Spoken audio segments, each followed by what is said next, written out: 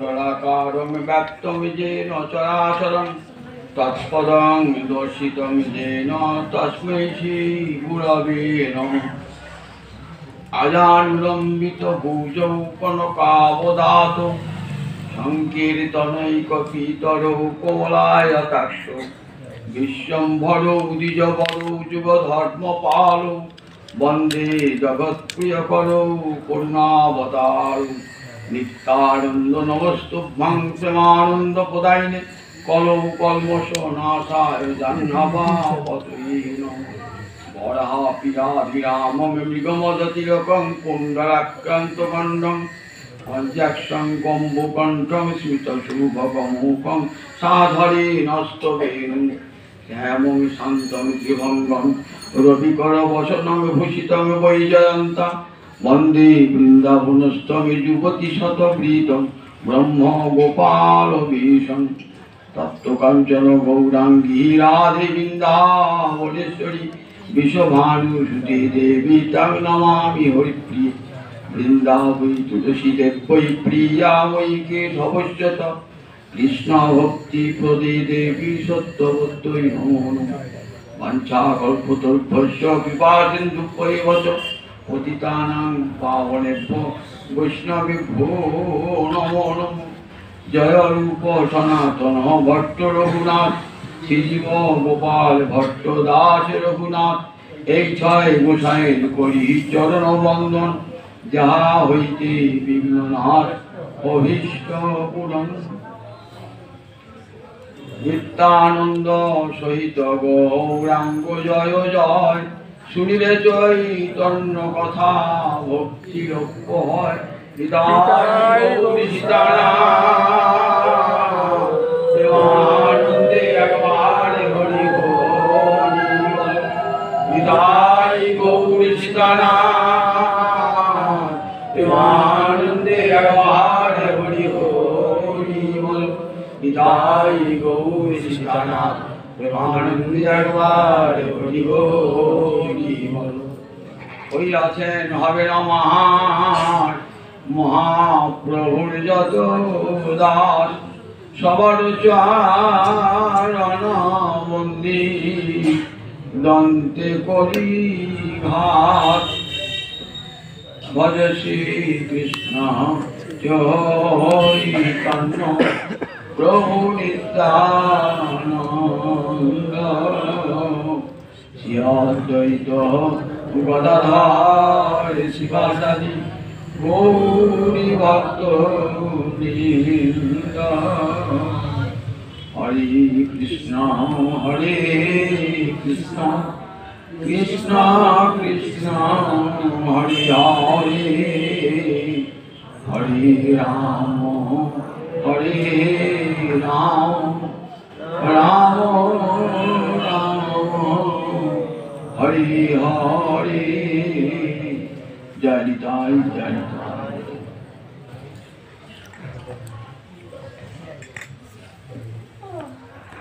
ভক্তবৃন্দের চরণ আমার কোটি কোটি প্রণিপাত।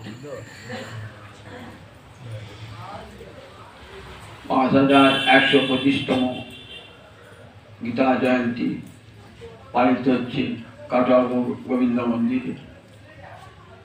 আজ 15 দিন হল। আজ পঞ্চদশ অধ্যায় পঠিত এবং আলোচিত হয়েছে। পঞ্চদশ অধ্যায়টির নাম পুরুষোত্তম যোগা। এই নামটির মধ্যেই আলোচ্য বিষয়ের কথা রয়ে গেছে। 20টা মাত্র শ্লোক আছে, কিন্তু এই অধ্যায়টা এত গুরুত্বপূর্ণ যে এই অধ্যায়টাকে একটা শাস্ত্র বলেছে। ইতি গুচ্ছতম শাস্ত্র ইদম উত্তম ময়ানক। অর্জুনকে সম্বোধন করছেন ভগবান অনঘ। অনঘ মানে অঘ মানে পাপ, যার অঘ নাই, অর্থাৎ সমস্ত পাপ হতে যিনি মুক্ত। ইতি গুচ্ছতম শাস্ত্র। গুচ্ছতম মানে গুচ্ছ মানে গোপন, গুচ্ছতর মানে অধিকতর গোপন। আর গুহ্যতম মানে সবচেয়ে গোপনীয়। ইতি গুহ্যতম শাস্ত্রম। আচ্ছা, একটা অধ্যায়কে শাস্ত্র বললে কেন? একটা অধ্যায় তো শাস্ত্র নয়। একটা অধ্যায় 20টা শ্লোক, সেটা শাস্ত্র হবে কি করে? দেখুন, ইতি গুহ্যতম শাস্ত্র, এই অধ্যায়টাকে একবার শাস্ত্র বলেছেন।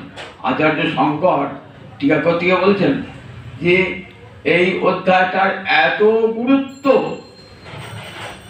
যে অধ্যায়টা একটা শাস্ত্রের সমান, সমস্ত গীতা শাস্ত্রের সার। গীতায় যা যা বক্তব্য, সমস্ত বক্তব্যই এই একটা মাত্র অধ্যায়ে আছে। ইতি গুহ্যতম, এখানে দেখুন গীতা শেষ হয়ে গেল, ইতি বললেই শেষ হয়ে যায়। আমার চিঠি কে শেষ কি বলে? ইতি, সমাপ্তি আছে অব্যয়, কিন্তু আমাদের শেষ হয় নাই। 15 অধ্যায় 16, 17, 18 আছে, তার একটা ইতি আছে। কিন্তু এখানে ইতি বলে মানে ভগবানের যেন সব কথা বলা যেন শেষ হয়ে গেল, এবং সর্বশাস্ত্রের সারটা ভগবান এখানে তুলে দেন অর্জুনকে। আমাদের সুদাম, পরম স্নেহভাজন পুত্রতুল্য সুদাম দাদা বলে সবাই বলেছি। আমি শুধু একটি কথাই বলে অনেক আত্মীয়, পুরুষোত্তম নামটি কেন হলো? নামটি কেন যে এখানে বলা আছে, আমি খড়ের অতীত, আবার অক্ষর থেকে উত্তম, তাই লোকে বেদে আমাকে সবাই পুরুষোত্তম বলে। গোবিন্দজি বলছে, খড় কাকে বলে? যা সব সময় খরিত হয়, অর্থাৎ সবসময় পরিবর্তন হচ্ছে। এই জগৎ অবিরত পরিবর্তন হচ্ছে। আজ যা দেখছেন কাল আর তা নেই, কাল যা দেখছেন পৌষ আর তা নেই। প্রতি মুহূর্তে খরণশীল, প্রতি মুহূর্তে তার বিচ্যুতি ঘটছে। সেই জন্যে এই জগৎ অধিভূতম খড়ভাব, এই জগৎটাকে বলা হয় খড়। আর অক্ষর কাকে বলে? অক্ষর যিনি কুটস্থ নির্গুণ, যিনি অপরিণামী, যার পরিণাম নাই। জগৎটা পরিণামী কিন্তু নিত্য, পরিণামী হলেও নিত্য। এই জগৎটা আজ নাই, পরিবর্তনশীল, কিন্তু পরিবর্তনশীল রূপে নিত্য। আর অপরিণামী যিনি, তিনি অক্ষর, তিনি কুটস্থ নির্বিকার, তার কখনো পরিবর্তন হয় না, তিনি সব সময় এক রূপেই রয়েছেন। গোবিন্দ যেমন নিত্য কিশোর, তার রূপে পরিবর্তন হয় না, সব সময় একরকম তিনি রয়েছেন। লীলাজনে তিনি কখনো বালক হন, যুবক হন, কিশোর হন, লীলাজনে, কিন্তু তিনি নিত্য কৈশোর, এটা তার ধর্ম। এটা তিনি এই ধর্মীতে তিনি সব সময় রয়েছেন। ধর্ম তার বাল্য, পৌগণ্ড, দশাগ্রতা, লীলাকার বাদ্যে প্রকাশিত হয়, কিন্তু আসলে তিনি নিত্য কিশোর হয়েছেন। এই যে অক্ষর বা যার ক্ষরণ হয় না, সর্বাবস্থায় এক রয়েছেন, তা কি বলে অক্ষর। তাহলে আমরা জানি খড় মানে যে সমস্ত জীবের মধ্যে যে ভগবান আছেন, জীবাত্মা, খেতে খড় পুরুষ, আর তার জীব পরিবর্তন হচ্ছে। আর একটা অক্ষর পুরুষ রয়েছেন, যেটা পরমাত্মা বলি, যার ক্ষরণ হয় না, সবসময় এক রূপে রয়েছেন। কিন্তু এই দুটোর উপরে আর একটা পুরুষ রয়েছে। দেখুন, এই নতুন কথাটি এখানে শোনা যায়, খড় অক্ষর। অক্ষর কাকে বলি? ব্রহ্মকে আমরা অক্ষর বলি তো, আর জীবকে খড় বলি। তাহলে এই অক্ষর ব্রহ্মের উপরেও একজন রয়েছে। এই পরিষ্কার বোঝা যায় এই পুরুষোত্তম তত্ত্বটি। চৈতন্য চৈতামৃতে কবিরাজ গোস্বামী পাল বলছেন, যদ অদ্বৈতং ব্রহ্ম পরিষদি তদপশ্য তনুহা। তোমরা যাকে অদ্বৈত ব্রহ্ম বলছো, অক্ষর ব্রহ্ম বলছো, সে আমার গোবিন্দের অঙ্গ জ্যোতি। অঙ্গ জ্যোতি। আগের দিন দোলাহাটি গল্প হলো না, এই গল্পটা খুব সুন্দর গল্প। একজন গ্রামের ছেলে একটা গ্রামের ছেলেকে বলছে, তুই উদয় শঙ্করকে দেখেছিস, নৃত্যশিল্পী উদয় শঙ্করকে? তা বললে, না দেখি নাই। বলে, তা তোর বাসায় বৃথা, জীবনটাই বৃথা। উদয় শঙ্করের ঠিকানা দিলে, সে উদয় শঙ্করের গেল, পয়সা যাবার খরচ দিল, পাঁচেও দিল, গিয়ে উদয় শঙ্কর দেখে উদয় শঙ্কর ঘুমিয়ে আসে। ঘুমোচ্ছে তখন, ঘুমন্ত অবস্থায় উদয় শঙ্কর দেখল। উদয় শঙ্কর সেখান থেকে ছেড়ে এসে উদয় শঙ্কর দেখলাম, কেমন দেখলে? খুব দেখতে সুন্দর, শুয়েছিল, ঘুমোচ্ছিল। বলে, ধর তো দেখা হয় না, তো আবার যা। এবার দ্বিতীয়বার গেল, দ্বিতীয়বার এলো, উদয় শঙ্কর উঠে বসে আর 5 জন বন্ধুর সঙ্গে গল্প করছে। এবার দেখেন, এবার তারা ঘুমিয়ে নাই, এসে বন্ধুকে বলছে, দেখেন ওর সঙ্গে কেমন দেখলে? না, 5 জন বন্ধুর সঙ্গে গল্প করতে বেশ দেখতে হবে। বলতো দেখাই হয় না, আবার যা সব দেখলাম, তারপর ঘুমোতে অবস্থা, জাগ্রত অবস্থা দেখলাম, দেখা হয় না নেতা ভালোকে বা দেখা। এবার যে দেখলেন যে উদয় শঙ্কর মহাজাতি সদনে একটা অনুষ্ঠান করছে, টিকিটকে ঢুকো বললেন। তখন দেখছেন যে ঘুমন্ত অবস্থায় যে লোকটাকে যেমন দেখেছিলাম, বন্ধু বান্ধবের সঙ্গে গল্পরত অবস্থায় যেমন দেখছিলাম, সেটা নয়, এটা এখন নতুন লোক, কি সুন্দর সাজে সেজেছে, সঙ্গে কতগুলো লোক নৃত্য করছে, কি নাচে ঢং, মনে হচ্ছে আমিও নাচি এই সঙ্গে। তখন আমার বন্ধুটা ঠিকই বলেছে, উদয় শঙ্করকে ঘুমন্ত অবস্থায় তার শক্তির পরিচয় পাওয়া যায় না, কোনো শক্তির পরিচয় পাওয়া যায় না। যখন গল্প করছে তখন অল্প শক্তির পরিচয়, আর যখন নৃত্য করছে তখন পূর্ণ শক্তির পরিচয় পাওয়া গেছে। তাই দেখুন, যখন ব্রহ্মরূপে রয়েছেন তখন তেমন তিনি নির্বিকার, তার কোনো শক্তির প্রকাশ নাই। যখন ব্রহ্মরূপে রয়েছেন তিনি নির্গুণ, নির্ধর্মক, নিঃশক্তি, নিরাকার। সেই ব্রহ্মের কোনো রূপ নাই, তার সেই রূপের কোনো তার বিগ্রহ, লীলা, অবতার কিছুই নাই। তাকে কোনো ভক্তি দ্বারা উপাসনা পর্যন্ত করা যায় না, তাকে মনে মনে ধ্যান করতে হয়, নির্ধারণ করতে হয়। এই হলো ব্রহ্ম তত্ত্ব। পরমাত্মা আর একটু এগিয়ে পরমাত্মা। সে পরমাত্মা কেমন না, এই হৃৎপুণ্ডরিকে রয়েছেন অঙ্কুষ্ঠ মাত্র পুরুষ রূপে। একটা বুড়া হলে যেমন মাপ, সেরকম রয়েছেন তিনি অঙ্কুষ্ঠের পরমাত্মা। কিঞ্চিত প্রকাশ সাক্ষী রূপে, দ্রষ্টার রূপে রয়েছেন, তারও লীলা ধাম পরিকর কিছু নাই। এটা যোগীরা আরাধনা করেন। জ্ঞানীরা ওই যে ব্রহ্ম নির্গুণ, নির্ধর্মক, নিঃশক্তি, ওই ঘুমন্ত উদয় সিংহের মতো, উদয় সিংহ শঙ্করের মতো জ্ঞানীরা ওই ব্রহ্মের ধ্যান করেন। যোগীরা হৃৎপুণ্ডরিকে পুরুষ তার স্মরণ মনন করেন। তার উপরে বলে দেখো, ভগবান সর্বশক্তিমান, সমস্ত তার লীলা ধাম বিগ্রহ সব রয়েছে। সুখদেব যখন ভাগবত বলছেন না, কেমন কেমন সুন্দর স্তর। প্রথমে ব্রহ্মতত্ত্ব বললেন, তারপরে পরমাত্ম তত্ত্ব বললেন, তারপরে অসংখ্য ভগবত তত্ত্বের কথা, রাম, নৃসিংহ, বরাহ, কুর্ম, যত যত ভগবানের অবতার সব বলেন। সব শেষে গিয়ে যখন রাজরা বলছেন না, বলছেন দেখো আজ ভগবানের কি অপূর্ব রূপ। তত্রাতি সুশীবে ভগবান তাভি দেবকী নন্দন মধ্যে মণিনাং হৈমানাং মহামার কথা। সুখদেব যেন ধ্যানে দর্শন করছেন ভগবানের যে অপূর্ব রূপ। ওইগুলো সঙ্গে থেকে নাচছেন না, পূর্ণ শক্তির বিকাশ। তো গোবিন্দ যখন সমস্ত তার শক্তিগণের সঙ্গে নৃত্য পরায়ণ, শক্তির সঙ্গে বিলাসে মাতোয়ারা, তখন ভগবানের পূর্ণ শক্তির বিকাশ। 6টা ঐশ্বর্য, 4টে মাধুর্য পূর্ণরূপে বিকাশ প্রাপ্ত হয়েছে। চাঁদ, প্রতিপদের চাঁদ 1 কলা, দ্বিতীয়ার চাঁদ 2 কলা। এরা চাঁদ বটে, কিন্তু পূর্ণিমার চাঁদের সঙ্গে তুলনা হয়, পূর্ণিমার চাঁদ 16 কলা। গোবিন্দ তেমনি 16 কলা। পূর্ণিমার চাঁদ, প্রতিপদের চাঁদ নন, দ্বিতীয়ার চাঁদ নন, একবারে 16 কলা। 6টা ঐশ্বর্য আর 4টে মাধুর্য গোবিন্দের। যখন রাসবিহারী গোবিন্দ না, তত্রাতি অতি সুশোভী, কেমন ক্রিয়াপদ দিলেন দেখুন। বললেন সব ভগবানেরই শোভা আছে, মৎস্য হন, কুর্ম হন, বরাহ হন, নৃসিংহ হন, সব ভগবান। ভগবান কখনো অসুন্দর হন না, প্রতিটি ভগবানের মধ্যেই শোভা আছে, কিন্তু শোভার কম বেশি আছে, তরতম আছে। বললে আজ দেখো অতিশয় শোভা ভগবানের। 6টা ঐশ্বর্য আর 4টে মাধুর্য, এই 16 কলায় পূর্ণ ভগবান। তত্রাতি সুশীবে ভগবান তাভি দেবকী নন্দন। আজ দেখো সেই ভগবান দেবকী নন্দন, তাদের সঙ্গে মধ্যে মণিনাং হৈমানাং, গোপীরা যেন সব হেমবর্ণের মণি। আর গোবিন্দ আমার কেমন, তা বললেন দেখো নীলমণি নৃত্য করছেন, তার মাঝে কি অপূর্ব তার শোভা। এই গোবিন্দ রূপে তিনি পুরুষোত্তম, যাকে আমরা ব্রহ্ম বলি। তার অঙ্গ 6টা মাত্র, আর পরমাত্মা তার অংশ বিভূতি মাত্র। কবি গোস্বামী পাঁচ চৈতন্য ঠিকই বলেছে, যদ অদ্বৈতং ব্রহ্ম পরিষদি তদপশ্য তনুভা।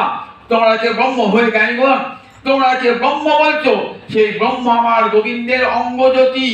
তোমরা অঙ্গজ্যোতি, তোমাদের যা সাধন, ওই সাধনে অঙ্গজ্যোতি ছাড়া আর কিছুই দেখা যায় না। তোমাদের সাধন ওই অঙ্গজ্যোতি। তাই তোমরা কি বলো যে ভগবানের রূপ নাই, গুণ নাই, লীলা নাই, ধাম নাই, পরিকর নাই। এটা একটা অনুভূতি বিশেষ। যোগী একজন এগিয়ে বলেন না না, বললেন দেখো ভগবান আছেন কেমন, হৃদপুণ্ডরীর কাছে পরমাত্মা রূপে। আর ভক্ত বলেন দেখো তিনি হৃদপুণ্ডরীকেও রয়েছেন, আবার ব্রহ্মর উপর রয়েছেন, কিন্তু তার লীলা বিগ্রহে বিদ্যমান আছেন। গোলকে বৈকুণ্ঠে তিনি লীলা, বৈকুণ্ঠে রয়েছেন চতুর্ভুজ মূর্তিতে, গোলকে রয়েছেন ত্রিভুজ মূর্তিতে বাঁশি ধরে রয়েছেন গোপ কবি পরিবেশিত হয়ে। এখানে গীতায় কিন্তু সেই পুরুষোত্তম তত্ত্বের ইঙ্গিত দান করলেন। দেখবেন আমাদের ঋষি অরবিন্দ তার গীতাতে বলেছেন যে এই যে পুরুষোত্তম, ইনি প্রেম ভক্তি তত্ত্ব। একে একমাত্র প্রেমে জানা যায়, প্রেমে জানা যায়, প্রেম ভক্তি জানা যায় এই ভগবানকে। জ্ঞানে নয়, যোগে নয়, ধ্যানে নয়, কর্মে নয়, একমাত্র প্রেম ভক্তির দ্বারাই এই ভগবান প্রাপ্তির যোগ্য। পুরুষোত্তম তাই বলেন লোকে বেঁধেছে পতিত পুরুষোত্তম বলে। এই যে খড় পুরুষ আর অক্ষর পুরুষ, এই খড় পুরুষ কি বলেছে একটা প্রকৃতি, অক্ষর পুরুষ একটা বলে। আমার দুটো প্রকৃতি, একটা অপরা প্রকৃতি, একটা পরা প্রকৃতি। পরা প্রকৃতি জীব, প্রতিটি জীবের মধ্যে ভগবান আত্মরূপে প্রবেশ করছে, প্রতিটি জীবের মধ্যে। এইটি হলো খড় পুরুষ। আর একটি পরমাত্মা, দুই ভগবান রয়েছে। আগের দিন বলেছি দাস সুপর্ণা সরুজা সকারা। ভগবানের দেহেতে দুটো রূপে রয়েছেন, আত্মা জীবাত্মা, পরমাত্মা।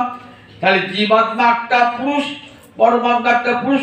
এই দুই পুরুষের অতীত পরম পুরুষ ভগবান শ্রী হরি পুরুষোত্তম। এইটি কিন্তু গীতার, সেই জন্য বলছেন দেখো গীতার এই পুরুষোত্তম তত্ত্বটি গীতার সর্বোত্তম তত্ত্ব। লোকে এই পুরুষোত্তম তিনি লীলা বিগ্রহ, তিনি জগতের অনাদি আদি গোবিন্দ সর্বকারণ কারণ, তিনি সমস্ত কারণের কারণ। তিনি গতির ভর্তা, প্রভু সাক্ষী, নিবাস শরণাংশে। কোন রূপে? ওই পরমাত্মা রূপেও নন, ওই জীবাত্মা রূপেও নন, পুরুষোত্তম রূপে তিনি গতির ভর্তা, প্রভু সাক্ষী, নিবাস শরণাংশে। জগতের যত যত ভক্ত তারা কোন রূপে? এই ভগবানের এই রূপ, এই দ্বিভুজ মুরলীধর রূপ, অথবা শঙ্খ চক্র গদা পদ্মধারী। যাদের ভক্তিটা ঐশ্বর্য প্রধান, তারা ভগবানকে কি রাখেন? চতুর্ভুজ মূর্তিতে দর্শন করেন তারা। আর যারা ভগবানের প্রতি যাদের ভক্তিটা মাধুর্য প্রধান, তারা দ্বিভুজ মুরলীধর রূপে ভগবানকে দর্শন করেন। যেমন রাসমণ্ডল যখন গোবিন্দ চলে গেলেন না, তখন গোপীরা কৃষ্ণ অন্বেষণ করছে। গোবিন্দ ভাবছেন গোপীদিকে একবার চতুর্ভুজ মূর্তিটা আমার দেখা। গোবর্ধনের আসন, গোবর্ধন নিত্য রাস হয় তো, গোবর্ধনের আসন একটা গোবর্ধনের গুহাতে ভগবান চতুর্ভুজ মূর্তি ধরে দাঁড়িয়ে আসেন। গোপীরা আছে অঙ্ক 6টা দেখতে পাচ্ছে তো, ওই কৃষ্ণ, ওই কৃষ্ণ, ওই কৃষ্ণ চলো। গিয়ে দেখছেন ও বাবা এ তো নারায়ণ, ও তো আমাদের নন্দ বাবা এই উপাসনা করেন, আমাদের কুলদেবতা নারায়ণ। বলে হে নারায়ণ, আমাদের বাঞ্ছা পূর্ণ করো, আমরা কৃষ্ণ সঙ্গ পেতে চাই। বলে সব বই প্রাণ চলে গেল। গোবিন্দ হাসি লাগলেন। এইবার সব শেষে রাধারানী আসছেন। রাধারানী দূর থেকে আসতে দেখতে দেখতে অঙ্গচার, ওই তো কৃষ্ণ। যত রাধারানী কাছে আসলেন না, তত দেখছেন দুটো হাত আস্তে আস্তে ঝুঁকে যাচ্ছে। সোজা ছিলেন তো বাঁকা হয়ে যাচ্ছেন, তিন ঠাই তিন বাঁকা হয়ে যাচ্ছে আস্তে আস্তে আস্তে। হাতে মোহন মুরলী চলে এলো। কোথায় শঙ্খ চক্র গদা পদ্ম? তখন কি দেখলেন? তারপর কবিরাজ গোসাই পাল বলছেন দেখো গো, শ্রী রাধার মহাভাবের অচিন্ত প্রভাব, রাধারানীর যে মহাভাব, সেই মহাভাবের কেমন শক্তি দেখেছ? যে কৃষ্ণের করাইল দ্বিভুজ স্বভাব, যে কৃষ্ণকে চতুর্ভুজ ছাড়িয়ে দ্বিভুজ করালো, হাতে বাঁশি ধরালো, শঙ্খ চক্র গদা পদ্ম ছাড়িয়ে হাতে বাঁশি ধরলো, বাঁকা হয়ে দাঁড় করালো বঙ্কিম ঠাকুরকে। তাহলে মাধুর্য প্রধান ভগবান, যারা গোপীরা যারা মাধুর্য মধুর পথে ভগবান উপাসনা করেন তারা কি রাখেন? তারা ভগবানের দ্বিভুজ মুরলীধর। আর যখন নারায়ণ রূপে রাখেন তারা যারা ঐশ্বর্য প্রধান, কে রেখেছেন? যেমন মহারাজ অম্বরীশ, রাজর্ষি ভরত, ধ্রুব, প্রহ্লাদ, এদের সব চতুর্ভুজ শঙ্খচক্র গদা পদ্মী ভগবান, এদের উপাস্য দেবতা। আর ব্রজলীলায় গোবিন্দ আর মাধুর্য প্রধান ভগবান, দ্বিভুজ মুরলীধর রূপ, একটা ঐশ্বর্য মণ্ডিত রূপ, একটা মাধুর্য মণ্ডিত রূপ। এই রূপে থেকে পুরুষোত্তম তত্ত্ব, পুরুষোত্তম, এই পুরুষোত্তম তত্ত্বের কথা এই পঞ্চদশ অধ্যায়ে ভগবান বর্ণনা করলেন। এই পুরুষোত্তম তত্ত্ব বলেন দুটো পুরুষের উপরে আমি, তাই আমাদেরকে পুরুষোত্তম বলি। এই রূপে আমি লীলা পরায়ণ, আমি সবিকার, আমি সাকার, আমি সগুণ, আমি গতির ভক্তা, প্রভু সাক্ষী নিবাস স্মরণম শ্রী খরপুষ, আমি খরের রচিত, আমি অক্ষরটি উত্তম, আমি তাই পুরুষোত্তম, লোকে আমাকে পুরুষোত্তম বলে। এই যে পুরুষোত্তম তত্ত্বের সমগ্র আলোচ্য বিষয়। আজকে 8টা হয়ে গেছে, একটু কীর্তন করে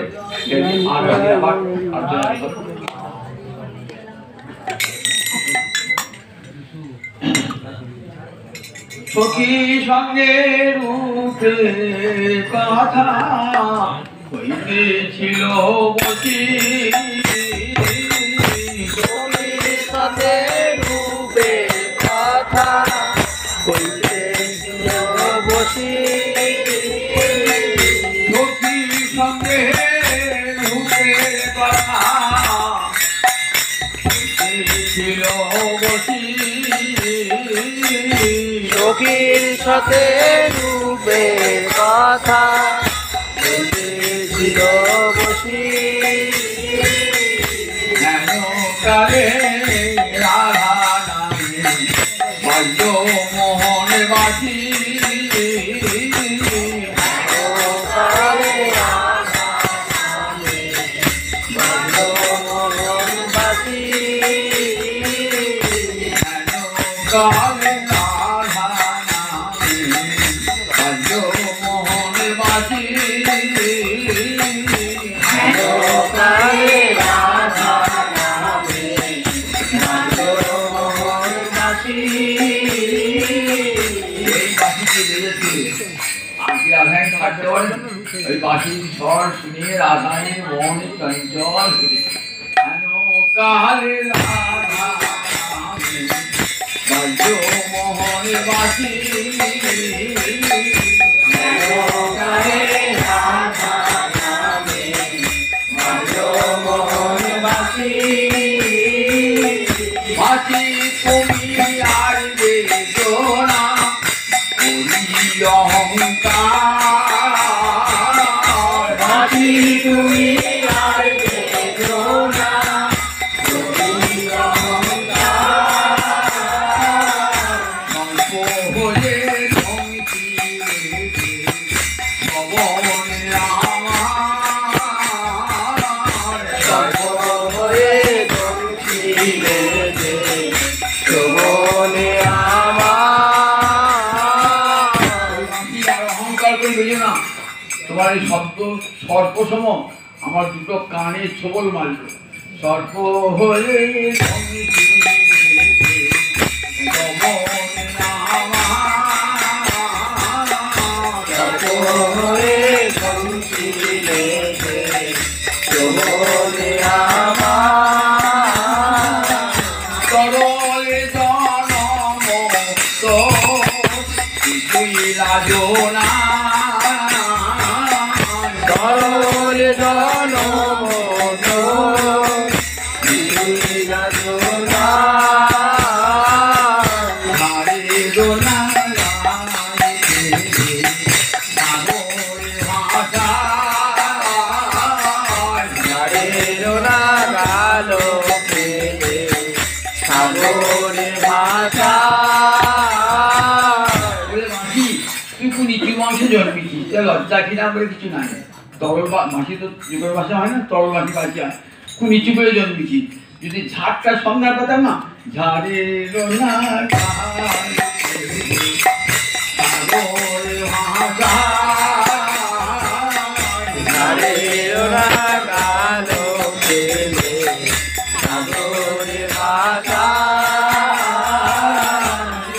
সংজ্ঞা পেতাম না, তোর বংশে ঝাড়টা আগে বংশে এটি নির্মূল করে ঝাড়ে ভাই দিতাম। ঝাড়ের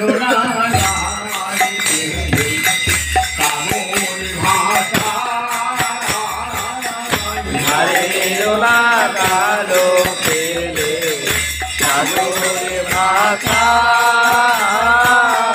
বাসি তুমি আরে জনা নীরবে হলে থাকো, বাসি তুমি আসবে জোনা নীরব হয়ে থাকো, যাবে আর নাহি যাবো, যাবে আর নাহি যাবো, বিহন পাইয়া বাসি বড় দুটি কণা, বিহন পাইয়া বাসি করো দুটি কোনা, বিহন পাইয়া বাসি বড় দুটি কণা, বিহন পাইয়া বাসি করো দুটি কোনা, ওই বাকি কি বুঝতে কিনবে এই জায়গা থেকে তাই কিসের বর্ণনা করছে, কি ধন পাইয়া বাসি বড় দুটি কণা, বিহন পাইয়া বাসি করো দুটি কোনা, পর কি বুঝয় প্রভু পরের বেদনা,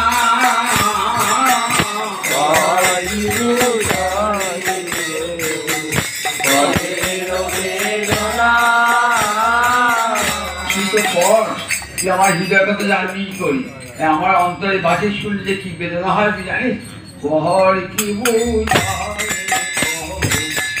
পরের বেদনা,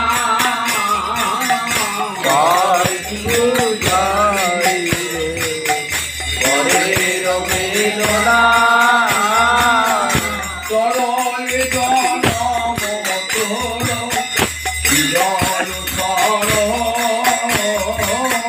করল জনম জয় করো, খবের বদনে থাকি উদার বর, হরের রাজনে থাকি উদার করো, তল মাসের মাসিকেও তল মাসে জন্মেছিস তো তোর চিত্তটা সরল বটে, ইহা তো সঙ্গরসে সব গুণ চলে যায়, ফলের সঙ্গে দিলে ফলই হবে, তাই তরলে জনম তোর জীবন সর, করল জনম জয় করো, ফলের বদনে থাকি উদার বর, হরের বারণে থাকি উদার করো, অর্জনার বদলে থাকিস তো তাই বিষ উদ্গ্রহণ করছিস, ওই তো বাঁশিতে মনসি দেয়নি ও আমার কানে বিষ হয়ে ঢুকছে, তরলে জনম তোর জীবন সর, করল জনম জয় করো, ফলের বদনে থাকি উদার বর, হরের বারণে থাকি উদার করো, যদুনা তোরাকে কহে মাটির দোষী, গুরু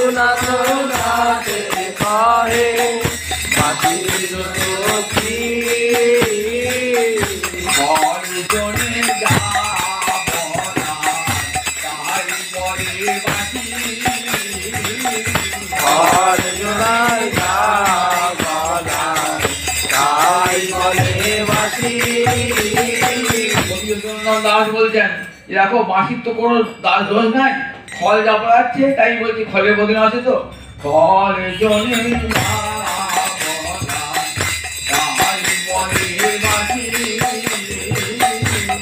অর্জুনাই